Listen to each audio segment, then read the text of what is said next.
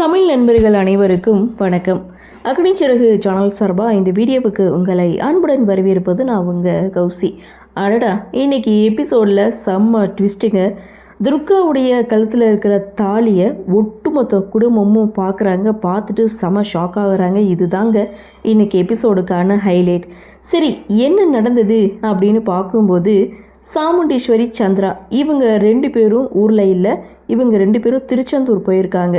So இதனால் கார்த்திக், ரேவதி இவங்க 2 பேரும் பாட்டி வீட்டுக்கு வந்திருக்காங்க. பாட்டிக்கிட்டே பேசிகிட்டு இருக்காங்க. அம்மா ஊரில் இல்லாதனால 2 நாள் இங்கே தங்கிட்டு போகலான்னு வந்தோன்னு சொல்லி 2 பேரும் பேசிகிட்டு இருக்கும்போது ஒட்டுமொத்த குடும்பமும் இங்கே பாட்டி வீட்டுக்கு என்ட்ரி கொடுக்குறாங்க. துர்காவுக்கு இதுதான் பாட்டி வீட்டுக்கு வர்றது முதல் தடவை. ஸோ அந்த இடத்துல எல்லோரும் ரொம்ப சந்தோஷமாக இருக்காங்க. அப்போது ரேவதியும் கார்த்தியும் மட்டும்தான் வந்திருக்காங்கன்னு பார்த்தா இவங்க ஒட்டுமொத்த குடும்பமும் வந்திருக்காங்க. இதை பார்த்த பாட்டி ரொம்ப சந்தோஷப்படுறாங்க. ஸோ இத்தனை வருஷமாக இதை தான் நான் எதிர்பார்த்துட்டு இருந்தேன் அப்படின்ட்டு பேத்திங்களோட சந்தோஷமாக ஃபெஸ்டிவல்லாம் கொண்டாடணும்னு நினைப்போம் அப்படின்ற மாதிரியும் அந்த இடத்துல பாட்டி கொஞ்சம் ஃபீல் பண்ணி பேசியிருப்பாங்க.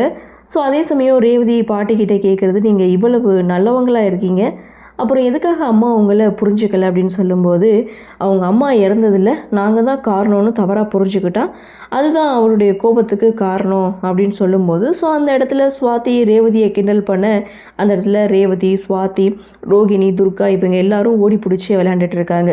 அதே சமயம் என்ன பண்ணினாலும் இந்த கார்த்திகிட்ட நம்ம தோற்று போகிறோமே அப்படின்னு சொல்லிட்டு சிவனாண்டி பயங்கர டென்ஷனோடு நின்றுட்டுருக்காங்க.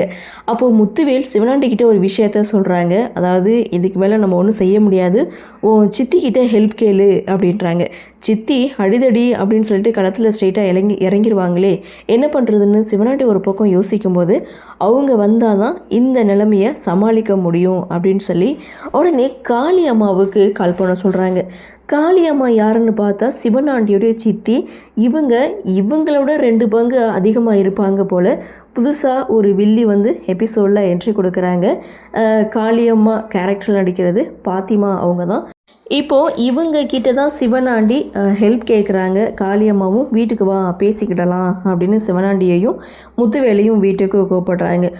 இந்த காளியம்மா யார், எப்பேரியப்பட்டவங்க அப்படின்றத காட்டுறதுக்காக அவங்களுக்குன்னு ஒரு சீன் கொடுத்துருப்பாங்க. அதாவது இவங்க கந்து வட்டி, அடிதடி, கட்ட பஞ்சாயத்து இதெல்லாம் பயங்கரமாக ஹேண்டில் பண்ணுவாங்க போல். ஸோ அதில் அவங்க கந்து வட்டி பணம் கொடுக்கும்போது அதில் அசலை விட வட்டி அதிகமாக வசூல் பண்ணுறவங்க தான் இந்த காளியம்மா. ஸோ அதில் ஒருத்தர் வட்டிக்கு பணம் வாங்கியிருக்காரு. அசலை விட நான் வட்டி தான் அதிகமாக கட்டியிருக்கேன் அப்படின்னு எதிர்த்து கேட்கும்போது அவருக்கு சாப்பாடு போட்டு அட்டி வெளுத்து விடுறாங்க. ஸோ இப்பேரியப்பட்ட கேரக்டர் தான் இந்த காளியம்மா. ஸோ இவங்களை மீட் பண்ண தான் சிவனாண்டியும் முத்துவேலும் வீட்டுக்கு போகிறாங்க. அந்த இடத்துல காளியம்மாவும் என்னாச்சு இத்தனை வருஷமாக இல்லாமல் இப்போ என்னுடைய உதவியை கேட்டு வந்திருக்கீங்களேன்னு சொல்லி சிவனாண்டி கிட்டே கேட்கும்போது அப்போ தான் சிவனாண்டி எல்லா விஷயத்தையும் குட்டி குட்டி ஃப்ளாஷ்பேக் சீனாக எடுத்து சொல்கிறாங்க. இந்த பிரச்சனை முன்கூட்டியே என்கிட்ட கொண்டு வந்திருந்தேன்னா இன்னொரு ஒன்று நான் ஜெயிக்க வச்சுருப்பேனே அப்படின்னு சொல்லி இப்போ ஒன்றும் கெட்டு போகலை.